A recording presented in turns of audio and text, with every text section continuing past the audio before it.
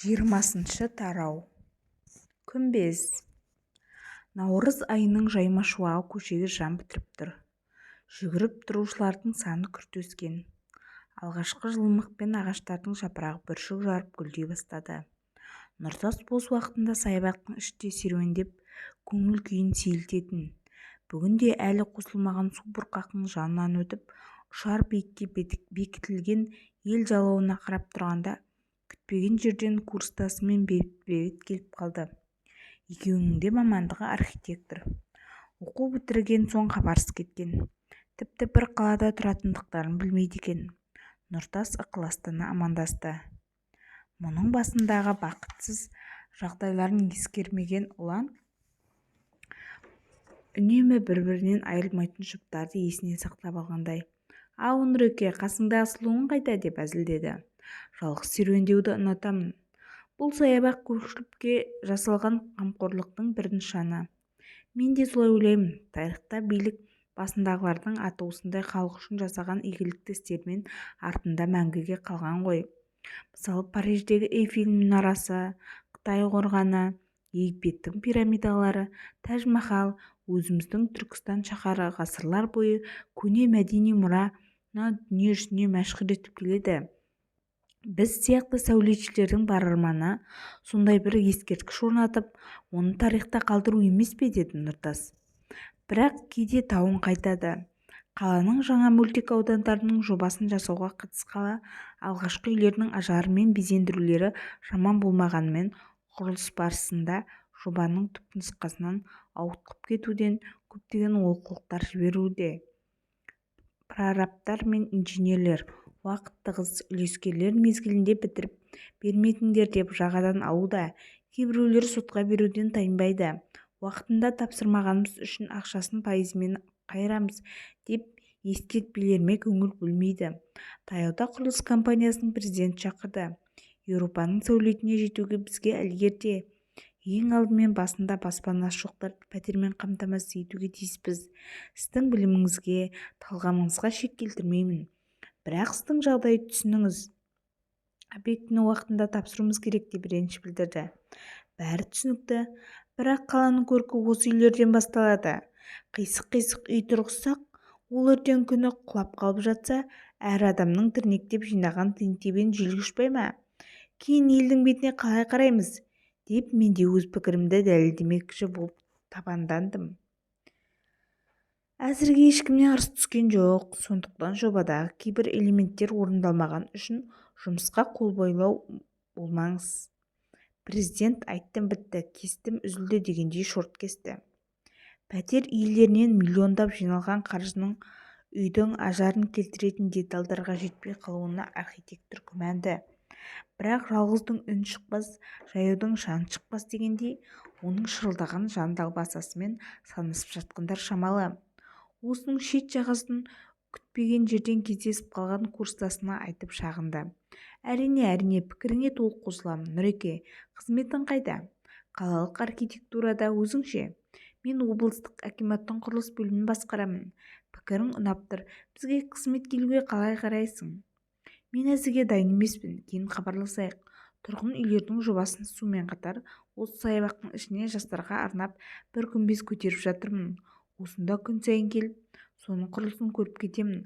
Сондықтан осы істі бітіргенше нақты жауап айта алмаймын. Ұсынысыңа рахмет. Сіз талантты сәулетшісіз ғой. Ойға алған ісіңді тындыратыныңа күмәнім жоқ. Сұлуыңа сәлем айт. Нұртас екі жағына көгал төселген тротуармен жүріп, қолдан ағызылған су арнасының үстінен өтетін көпірге келді.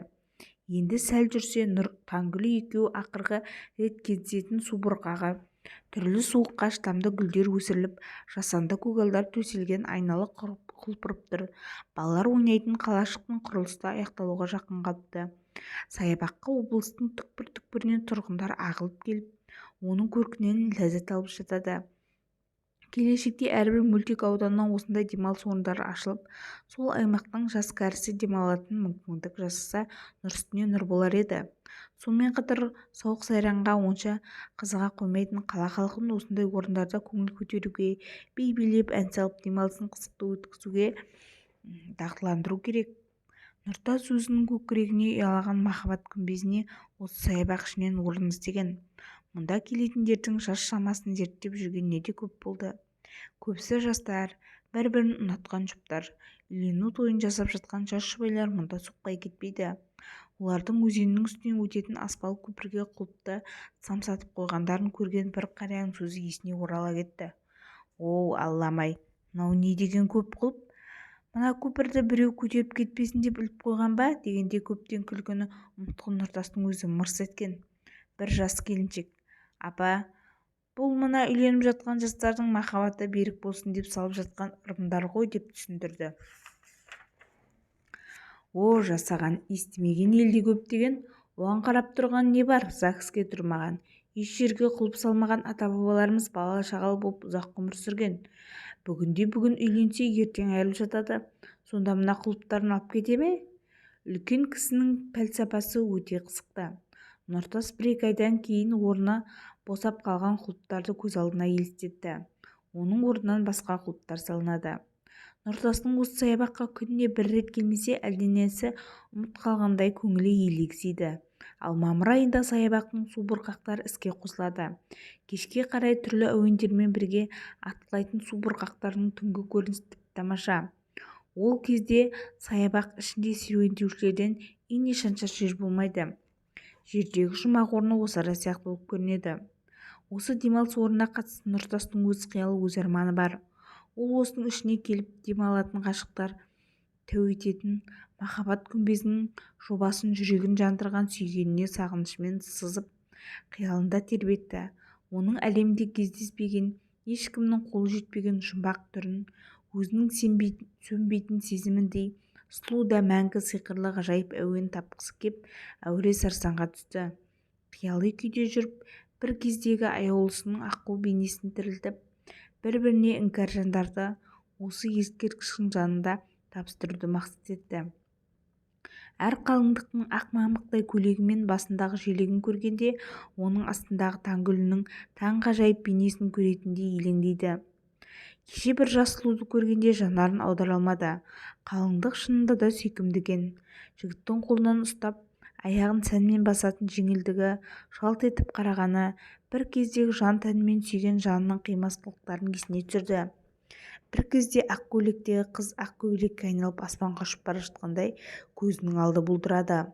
Басын шайқаған Нұртас өз-өзінен қорықты. Шынымен Мәжнүн сияқты есімнен адасып кетсем қайтем? Осы кезде ұялы телефон тыз етті. Нұртас, қайтасың? Деді Нұрила. Саябақта. Өзім де солай ойлағам, келуге бола ма? Соңғы оқиғадан кейін Нұрила суынып кеткендей болғанмен, оның бойындағы нәрестесін ойлап жіби сала беретін болыпты. Тергеушімен болған әңгімеден кейін оған деген ашуы тарқап, ақылы алға шыққандай. Жақсы, тез келіп күтемін.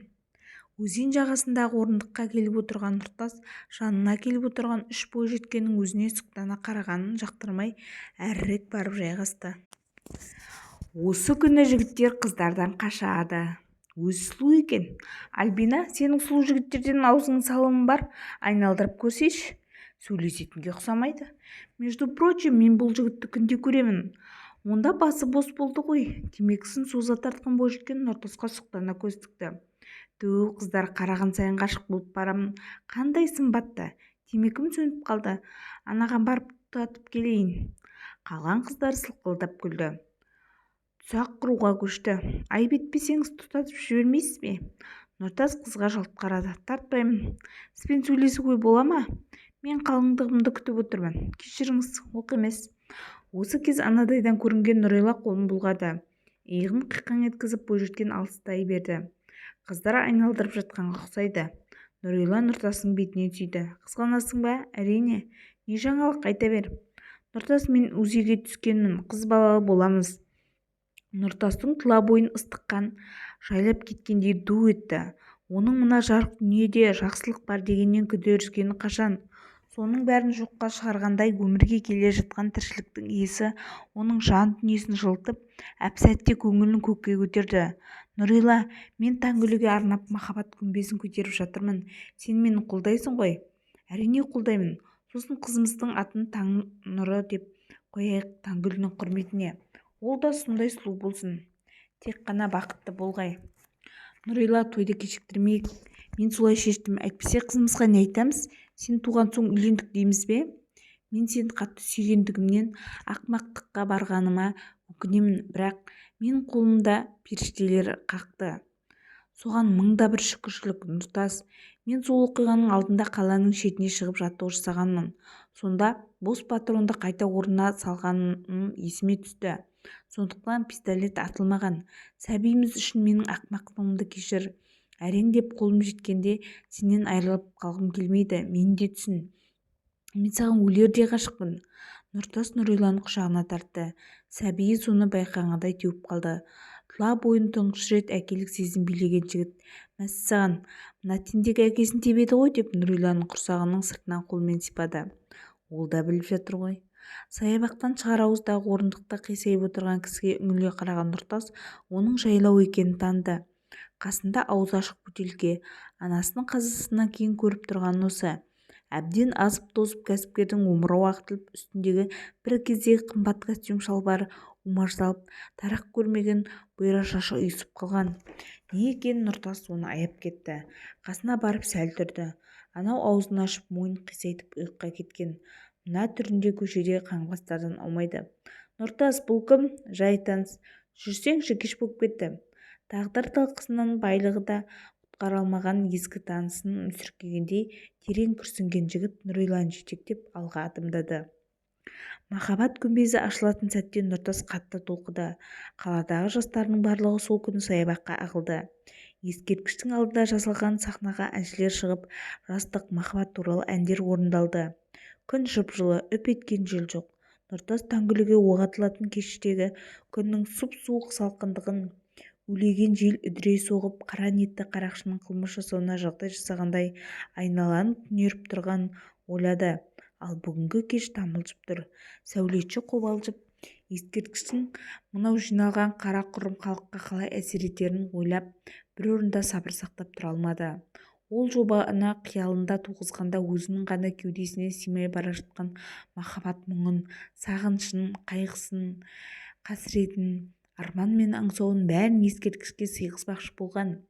Ол өзінің ғана жан жарасының жаршысы болған дүниенің көптің талқысына түсетіндігін ойлап толқыды.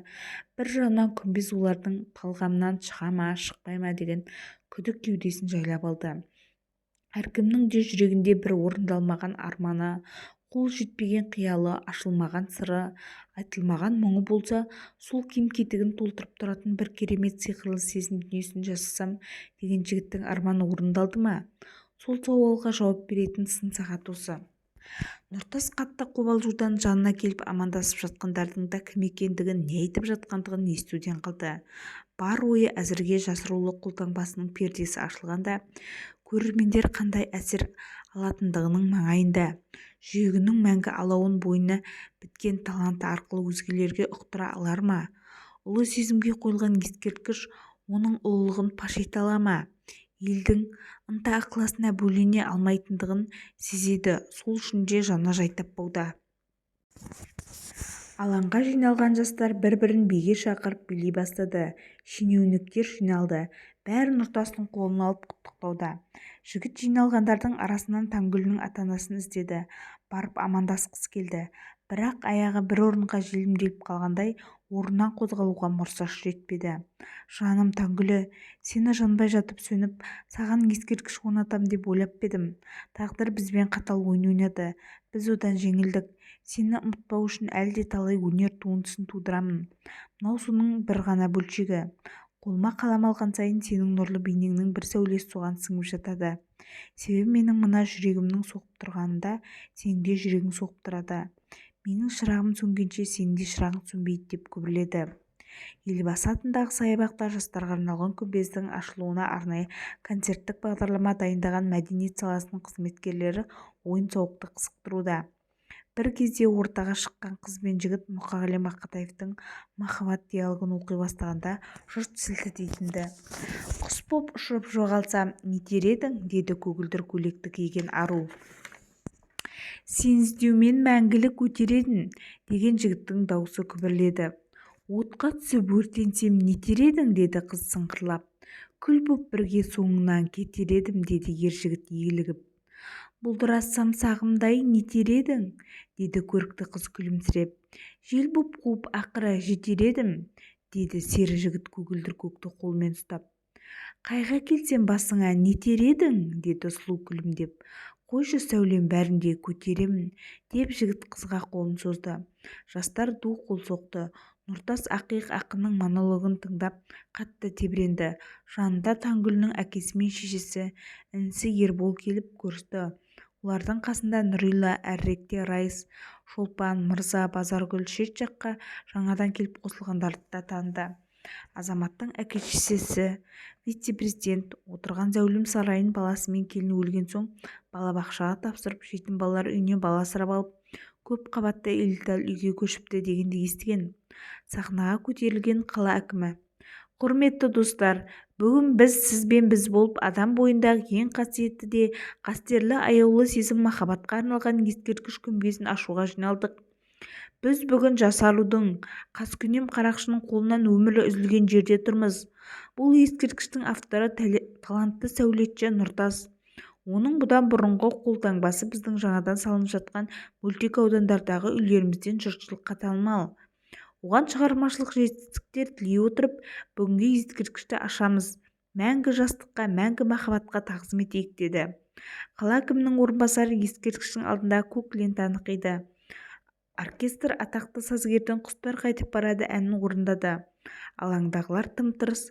Нұртас көзінен тамған жасын көлегелеп тағзым етті. Қала мэрі қасына Нұртас шақырды. Осындай керемет күмбездің авторына сөз берейік. Ду қол соғылды. Нұртас сәл үнсіз тұрды. Біріншіден, осындай салтанатты сәтке келгендеріңіз үшін сіздерге көп-көп рахмет. Менің айтарым, бізде жаңа заман дәстүрімен жыл сайын жастардың төл мерекесі махаббат күні, орысшасы Валентина күні деп аталып жүр, мерекеленеді. Бұдан былай сіздер осы араға келіп бір-біріңе деген көрікті ойларыңды, көркем сөздеріңді айта аласыздар деп ойлаймын. Менің айтарым, дүниедегі ең сұлу, ең тамаша махаббат сезімін қадірлей біліңіздер. Одан қапияда көз жазып қалмаңыздар. Махаббаттарыңыз мәңгілік болып, жұптарыңыз жазылмасын. Ескерткіш ашылғанда қан қысымы көтеріліп басы айналған Сәбира орындыққа отырды. Қасындағылар: қыздың шешесі, деп күбірлесті. Жедел жәрдем шақырайық, деп абдырап қалды. Сәбира таңдайына дәрісін салып басын шайқады. Жоқ, рахмет. Өзіме-өзім келе бастадым. Арманда кеткен асылым Таңгүліме арналған ескерткішті көрейін деп қолын алға сілтеді. Оның қолтығынан сүйемелдегендер алға жылжыды. Бұл мәңгі жоғалмайтын аққу сезімге арналған ескерткіш. Құрметті жастар, жас ғашықтар, осында келген сайын бойларыңдағы аяулы сезімдерің таусылмай, өмірдің тек қана жарқыраған жақсылығына бөлене беріңдер. Мына күмбездегі бейнеге қарап тұрсаңыз көп нәрсені ұғасыз. Соны жүректеріңмен ұғып, жандарыңдағы бақыттан айырылып қалмаңдар. Біз жастарды осындай істермен, осындай пәк сезімге арналған орындаумен тәрбиелеуге тиістіміз, деді алға шыққан Сәбира. Біз дырду-дырду әуендерден тойып тағам ішіп, тек қана байлық туралы әңгіме айтылатын ресторандар мен кафелерден шаршадық. Ендігі жерде махаббат туралы жырлар оқылсын, махаббат туралы әндер айтылсын. Біздің ақын жазушыларымыз осы араға келіп жаңа жырларын оқитын болсын. Кәсіпкерлерге құлақ қағыс. Енді осы арадан қос ғашық деп аталатын кафе ашылсын деп тілеймін. Оған тек қана бойларында ақ адал сезім бар, бір-бірін шын сүйген жастар жиналатын болсын. Дұрыс, деп көпшілік ду етті. Ескерткішке жабылған жабу толық түсірілді. Жан-жақтан от шашу аспанға атылып, жиналғандар ду қол соқты. Иіліп тұрған доғаның ішінде бір-біріне қарай қол созып тұрған қыз бен жігіттің бейнесі ақ сәуледей жіп-жіңішке боп аспанға өрлеген ұзын айшықтың ішінен сәт сайын көрініп, іле сағымдай ирелеңдеп, қос сұлба жоқ болды. Жалт етіп жоғалатын көкке қолын созып тұрған аруға қарап үлгермейсің. Екінші жағындағы иілген доғаның ішінен жігіттің сұлбасы шығады. Ары қарай лық еткен жастар демдерін іштерінен тартып тынып қалған. Анау Таңгүлі, анау Нұртас. Бұлардың бейнесінің алма-кезек шығатыны олардың табыспай кеткен тағдыр тәрізді. Керемет! Осындай махаббатқа оқ атқан қаншерлер Құдайдың қарғысына ұшырап, өздеріне өздері қол жұмсаған дейді. Қыз бен жігіттің ескерткіштердегі бейнесі жүгіртпе шамдармен алма-кезек көрініп, оларды көріп қалуға ұмтылғандар легі алға қарай лықсуда. Нұртастың көптен күткен сәтінің қас қағымда өте шыққанына көңілі босады. Тап осы күнді Таңгүлді тіріліп келетіндей көп боп күткен. Қасына келген Нұрила: Нұртас, махаббат күмбезі керемет, тап осындай болады деп ойламаған едім. Таңгүлінің анасы қайда? Байғұс өз-өзіне әрең келді. Жүр барайық. Сәбира жанына келген Нұртас көріп көңілі босады. Рахмет жаным, Таңгүліме мәңгі ескерткіш тұрғыздың. Сағынып келіп едім, мауқымды бастым. Апа, нағыз бақытты Таңгүл емес пе? Артында осындай мәңгі ескерткіш тұрғызатын адам бар. Мәңгі сөнбейтін махаббаты бар. Одан асқан бақытты адам жоқ. Мен өзімді осылай беріле сүйіп, махаббат күмбезін орнататын жігітім болса, ойланбай-ақ өле салар едім деп бойжеткен Сәбираға күлсейлап бетінен сүйді. 21-ші тарау. Брифинг. Қала іші тым-тырыс. Көлік легінен толастамайтын жолдардың ойлы болып қалған тұстарын жамап-жасқап жатқан жол жөндеушілер әр тұстан көрінеді. Бітпейтін де қоймайтын да бір іс деп ойлады заңгер. Кешеден бері демалысқа шығуға берген рапортына қол қоймай қайтарылған күні көңіл күйі онша емес. Ұзақ жылдар демалуды білмегендіктен Шолпан екеуі Алматы жаққа барып демалып қайтуды ойлаған. Амал не, күн құрғатпай қылмыстың неше түрлісі белең алып тұрғандықтан сіңбіруге мұрша жоқ. Соның бірі саяжайдан 5 бірдей адамның мәйітінің табылуы. Қалада болсын, далада болсын, әр тұрғынға, әр адамға байланысты есеп-қисап жолға қойылмағандықтан олардың қайдан келгендерін, кімдер екенін бірден анықтау қиын. Жалпы республика тұрғындарына байланысты бір орталыққа бағындырылған базалық мәліметтер болса, құқық қорғау органдарының жұмысы әлдеқайда жеңілдер еді. Өзге елдердегі санымыз көп болмаса да, адамдарымыздың әр жақ бер жағын жинақтай алмай әлекке түсуіміздің өзі қырсықтығымыздан болса керек. Әсіресе босқындар мен шекарадан рұқсатсыз өтіп кеткендердің, іргелес елден жұмыс істеп келушілердің нақты есепке алынбауы қылмыскерлерді іздеуге қол байлау болады. Бүгін Раис журналистермен брифинг өткізуге уәде берді. Кейбір қылмыстардың тергеуі аяқталып, іс сотқа жолданғанша жартып жауап ала алмайтын жазғыштардың өкпесі қара қазандай болып жүргенін сезген соң, олармен кездесуге келісім берген. Әсіресе саябақта атылған қыз туралы неше түрлі сан-саққа жүгірген лақап тарағандықтан сұрақтардың қарша борайтынын сезіп дайындалды. Бірақ тілшілердің кейбірі дейтімдей түйедей етіп жазғанда жанынан қосып жіберетін болғандықтан олармен кездескенде өте сақтық жасамаса, сау басының сақина тілеп алу оп-оңай. Сол себептен де журналистермен кездесуге әккі басшылар болмаса, көбінің жүрегі дауаламайды. Алдыңғы қатардағы тіс қаққан тілші сұрақты бүйірден қойды. Раис Сапарович, қазіргі басшылар журналистермен кездесуден бас тартады. Сіз бізге қалай уақыт бөлдіңіз? Өзгелер үшін жауап бере алмаймын, бірақ менің де уақытым тығыз. Сұрақтарыңызды нақтылап берулеріңізді өтінемін. Саябақтың ішінде қыздатқан келер ұсталды деген рас па? Ұсталды. Бұл өлімнің басты себебі не деп ойлайсыз? Оқиға туралы мерзімдік басылымдарда көп жазылды. Сондағы айтылғандардан қайталамай-ақ қояйын. Раис Сапарович, күйеуі келлер жалдаған ба? Келлерді жігітті өлтіруге жалдаған. Қыздың жігітке көзделген оққа кеудесін тосып мерт болғаны шындық. Адамдарды өлтіру үшін ақшаға жалданатын келлер ұйымы бар ма? Бізде ондай мәлімет жоқ. Бұл қылмысты жасаған келлер бұрын бір рет сотталған. Бұрын да адам өлтірген үшін бе? Жоқ. Бұрын бұзақылық жасаған үшін. Олигархтың баласын кім өлтірген? Ол келіскен ақшаны беруден бас тартқандықтан келлердің қолынан қаза тапқан. Осы қылмыстардың бәрі дәлелді ме? Дәлелденбесе қылмыс ашылды деп айтылмайды. Қылмыс жасаушы ұсталып, жасаған қылмысын толық мойындаған соң іс сотқа жөнелтіледі. Сот үкімі шықты. Жалпы күннен күнге өршіп тұрған қылмыс туралы не айтар едіңіздер? Жыл сайын қылмысты салыстырмалы түрде сараптап отырамыз. Қылмыстың пайда болуы, жасалуы барлық уақытта адам факторына барып тіреледі. Ұлы Абай бабамыз еңбек етсең ерінбей, тояда қарның тіленбей деп атап кеткен ғой. Меніңше мұның бәрі жұмыссыздықтан, еңбек етпей оңай олжа табуға әрекеттенудің салдары. Адамдардың еңбек етуге мәжбүрлейтіндей заң керек. Адам тәрбиесіндегі кейбір кемшіліктің, ішімдіктің салдары қылмысқа апарып соқтырады. Қыз бен олигархтың баласының өлімі қанша уақытта ашылды? 5 айда ашылды. Бізде бірнеше жылдан бері ашылмай жүрген ауыр қылмыстардың барлығын есепке алсақ, мұны тез ашылды деп бағалауға болады. Райстың қалта телефоны ызылдады. Кешіріңіздер, мен сіздерге бөлген уақытым бітті. Қосымша сұрақтарыңыз болса, тергеушілерден анықтауларыңызға болады. Кабинетіне келген Райсты есік алдында күтіп тұрған Асхат: Райс Сапарович, сізбен бір адам кездескісі келеді. Ол тек сізбен ғана сөйлесем дейді. Қабылдайсыз ба? Жарайды, мұқият тексертіңіз. Ол жағына қам жемеңіз. Ішке кірген жас жігіттің бас-аяғына жіті қараған тергеу бастығы: Отырыңыз, құлағым істе, деді. Сізге сұранғаныма кешірім өтінемін.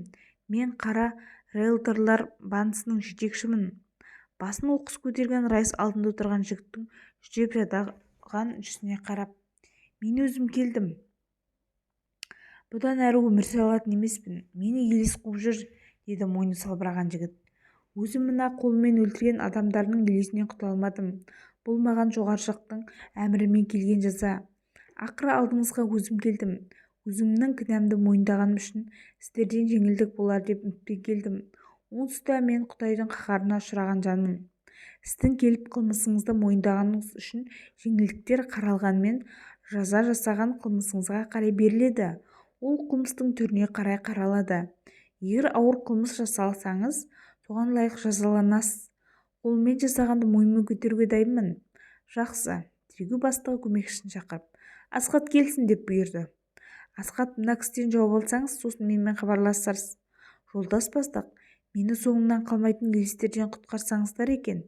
Қол-аяғы дірілдеп көз ұясынан шыққан жігітке аянышпен қараған Райс: Психологқа көрсетіңіздер, деп бұйырды. 22-ші тарау. Жаңа қоныс. Райс пен Шолпан қоныс аударған соң, Мырза мен Базаргүлді үйлеріне шақырды. Оларға әбден бауыр басып кеткен Алена қуанғаннан үйді басына көтерді. Ас үйде жүрген Шолпан: Қарайгөр таң атып алса, сіздерді аузынан тастамайды. Базаргүл апаға апарып тастады, итте отырады, деп күлді. Базаргүлді мен де әрең ұстап отырмын. Аузын ашса, қызым жылап жүрген жоқ па екен деп тағат таппайды. Онсыз да ертең барады. Ертең жұмыс күні басталады. Шолпан жұмысына қосылады. Апта аяқталғанша оған қарауға уақытымыз болмайды. Енді жаз шыққанша сіздерде бола тұрады, деді Райс қызының шашынан сипап. Иә, бізде кемпір-шал барлардың алаңсыз жұмыс жасауына болады. Базаргүл қалжыңдады. Қайда кемпір-шал? Екеуіңіз де жап-жассыздар. Шолпан Базаргүлді құшақтады. Менің балаларыма қамқор болыңдар. Енді Аленаны өсіріп тойға келесіздер. Ой, десеңізші, орыстар мечтат не вредно деме? Несі бар болған 75-те боласыңдар, ол деген мына тұрған жер емес пе? Айтқаның келсін, балалар қайда, деді Баршагүл жан-жағына қарап. Айдар іс-сапарда, Дарияның әкесі сырқаттанып ауруханаға түсіп қалыпты. Райс пен Мырзаның бастары қосылса, ауыздарына тын болмайды. Олардың әңгімелерінің жарыса кететінін білетін Шолпан мен Базаргүл ас үйге кірді. Бірнеше жыл әйел жоқ үйде ойламайсың, деді 4 бөлмені аралап жасауына, тазалығына көңіл толған Базаргүл. Тіпті ас үйінің ыдыс-аяғына дейін жалтырап тұр. Мұның бәрі Аленаның әжесінің қолы. Иманды болсын, бір тазайын, ерінбей еңбек ететін кісі. Рекең аузынан тастамайтын. Бұрынғы үйін әрең қимай көштік. Дұрыс, мұндай азаматтар неше бір үйге көшіп жатыр. Бұрын жалғыз болған соң көңіл күй болмаған ғой. Бар қызықтарың алдарыңда, қандай кең сайлы үй құтты болсын. Рекең не десе сол болады. Өзі көшің деген соң көндім. Дұрыс, шешімің дұрыс. Алтын басты әйелден бақыр басты еркек артық деп Қазекем білмей айтпаған. Оның үстіне Рекеңдер асыл азамат қой. Бағың бар екен, енді соны бағалай біл. Базаргүл өзінің үлкендігін пайдаланып ақылын айтып тастады. Шолпан оның көңіліне ауыр алған жоқ. Жұмсақ диванға отырған Мырза теледидарды ашып, каналдарын ауыстырып жатқан Райсқа қарап: Мына заман не болып барады? Газетті қолыңа алсаң, неше түрлі қылмысты оқып, төбе-шашың тік тұрады. Мен көбінесе Эврика мен диапазонды оқимын. Мектепте орысша оқыған соң солай қарай тарта беремін. Ал оқысам шошынам. Ана бір орыс жігітін анасын өлтіріп, тар бөлмесіне астына көміп, 1 жылға жуық ұстаған. Сонда ол өз анасының зейнетақысын алып тұру үшін солай қылмысқа барған деседі, сұмдық емес пе? Мысалға, диапазон газетінің нөмір 8-943 нөмірінде Ш қаласында жас мұғалімді өлтірген үш қара жүрек қанішерлер туралы жазыпты. Кешке қарай дүкеннен келе жатқан әйелді ұстап алып машиналарына салып қала сыртына шығарып зорлап өлтіреді. Өлтіргендермен қоймай өртейді. Ол әйел байғұстың 3 баласы жетім қалыпты. Сондай қара жүректер енді дұрыс жазасын алса жақсы ғой. Жазаланбай қалып жатқандар қаншама. Бұл қашан тоқталады? Мырзеке, иінен жауып күтіп отырсыз ба? Мен де өзіңдей пендемін дегендей, мен де сол оқиғалардан хабардармын. Тіпті қолдарын қанға малған жазулардан күнбе-күн кездесіп жүрмін. Жүрегіміз қаншылайды. Адам айуанға айналып бара ма десең, олай емес. Бәрі сол ішімдіктің, тәрбиесіздіктің, адамгершіліктің таяздығының кесірі. Осындайлар дер уақытында қоғамнан алыстамаудың ақыры. Осындай қасіретке соқтыруда. Меніңше әлеуметтік жағдайдың нашарлығы жұмысты құртып барады. Енді оны біз шешпейміз ғой. Біз де қылмыспен күресеміз. Бірақ әлеуметтік жағдайды шешпей қылмысты азайтамын деп қиял жағдай тәрізді ме деп те ойлаймын. Жалпы Мырзеке, менің демалғым келіп жүр. Бір қорғаушылық ментір ашып алсам, сонда уақыт өткізіп, Шолпанның қою шайын ішіп, жантайып жатсам деп жүрмін. Оның да дұрыс. Сонда қылмыспен кім күреседі? Жастар бар ғой. Жастар тергеушілер өсіп жетіліп келеді. Әлі бірер жыл істей тұрармын. Онан да Шолпан рұқсат етсе. Не деп жатсыңдар? Құлағымды шуылдатып. Тұздалған қияр алып келген Шолпанның жүзі күлімдеп жанары жалт етті. Ой Шолпан, мына кісіні әбден жүгендеп алыпсың ғой. Шолпан рұқсат етсе істеймін, рұқсат етпесе үйде отырамын дейді. Осындай мықты комиссарларды үйге қамап қойсаң, қылмыспен кім күреседі? Қылмыспен жастар күресін жазға дейін көреміз.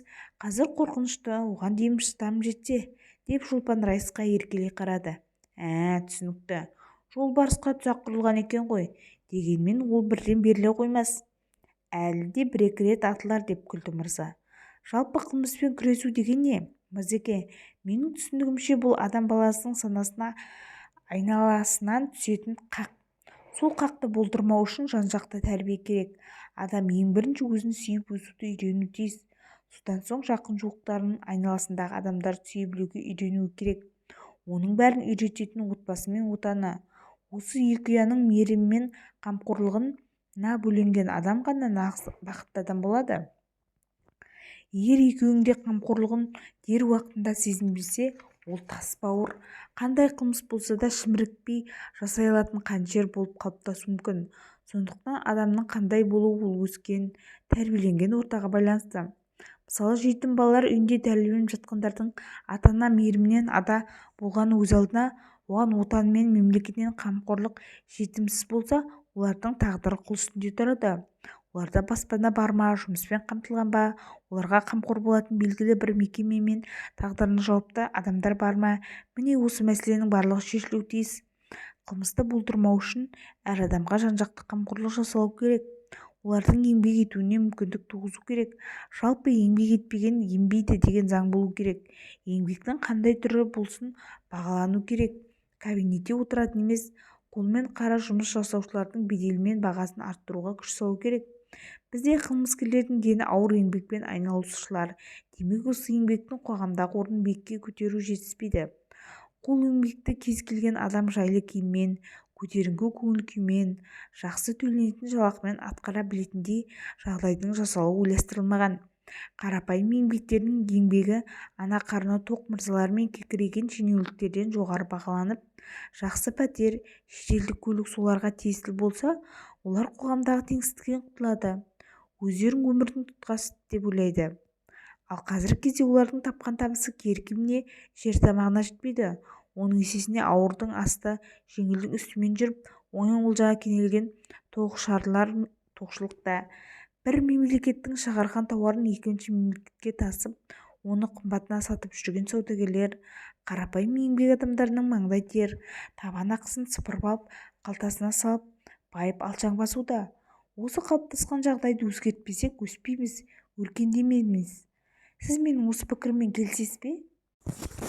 100% келісемін. Сондай еңбек етпеген ішіп жемейді деген реформа жасау керек. Мырзеке, шыдаңыз, уақыт оны да туғызар. Ал мына қызық көздеріңде қаптап барады ғой. Ақырғы барлық байлығымызды, майлы жерімізді тартып алып солардың будандық бұғауына түсетін күн тумай ма? Мен детектив кітаптарды көп оқимын. Жұмысың сондай ғой, онсыз бола ма? Бір қызығы сол кітаптар тек қана қылмыс емес, қоғамның барлық проблемасын қозғайтындығымен тартымды. Өзіңіз де оқып көріңіз, мен сізге беремін. Көбіне Акуниннің кітаптарын оқимын. Ол өткен ғасырдың мұрағатты құжаттарымен жұмыс жасап, бүгінгі күннің көкейтесті мәселелерін қозғайды. Жазушының шеберлігі де сонда. Соның «Алмасная колесница» деген кітабын оқып отырғанда мындай жолдар бар. Сіз орысша оқыдыңыз ғой, түсінікті болсын, сол күйінде айтайын. Зато потом, когда китайцам сделается тесно, они покажут миру, что такое настоящее завоевание. Они не будут греметь оружием и отправлять за границу экспедиционные корпусы. О, нет. Они покажут другим странам, что жить по-китайски лучше и разумнее. И тогда другие народы сами пожалеют жить по-китайски. И постепенно все станут китайцами. Пускай на это уйдет еще несколько поколений. Осы жолдарды оққанда еріксіз ойланбаймысыз? Көрдіңіз бе? Бұл біздің халықтың бір рет басынан өткерген қасіреті. Біз тап осындай жолмен орыстардың тұрмысы, мәдениеті бізден жақсы болғандықтан соған еліктеп соны қабылдадық. Солайша өмір сүруді өзіміздікіне қарағанда жеңіл санадық. Мұның бәрінен меңзейді өзіміздің тұрмысымызды өз халқымыздың менталитетіне сай гүлдендіріп, өзге халықтың тұрмысына қызықпайтындай дәрежеге жеткізу үшін жан салып күресу керек екендігін дәлелдейтін тарихи тағылым. Біз басқа халықтың тұрмысына еліктеуді қойып, өзіміздің тұрмысымызды солардан артық етуге жан салуымыз керек. Сонда ғана ұлтымызды сақтап қаламыз. Сонда ғана ешкімнің табан астына түспейтін боламыз. Сонда ғана өзімізді өзіміз дәріптейтін күйге жетеміз. Мырза Райыстың білім мен болжамының тереңдігіне тәнті болып, оны тыңдаған үстіне тыңдай бергісі келеді. Іште, шіркін, осындай адамдар билік басында болса ғой, сонда ғана біздің бағымыз жанар еді деп байлам жасайды. Мыналар көп саясатқа кетіп қалғанға ұқсайды. Тамақ дайын, қол жуыңдар. Базаргүл қолына ұстаған орамалын үстелдің басына ілді. Мына Әрекеңнің білімі энциклопедия. Осындай адамдар ел басқаруға араласса ғой шіркін. Қиналмаңыз Мырзеке, мен өзімнің білген түйгендерімді, тергеушілік тәжірибелерімді кітапқа түсіріп үшін бір қаламгерлермен бірге жұмыс жасап жүрмін. Сізді де көмекке шақырамын. Міндетті түрде қуана-қуана қабыл аламын. Осы кезде Райыстың ұялы телефоны шыр етті.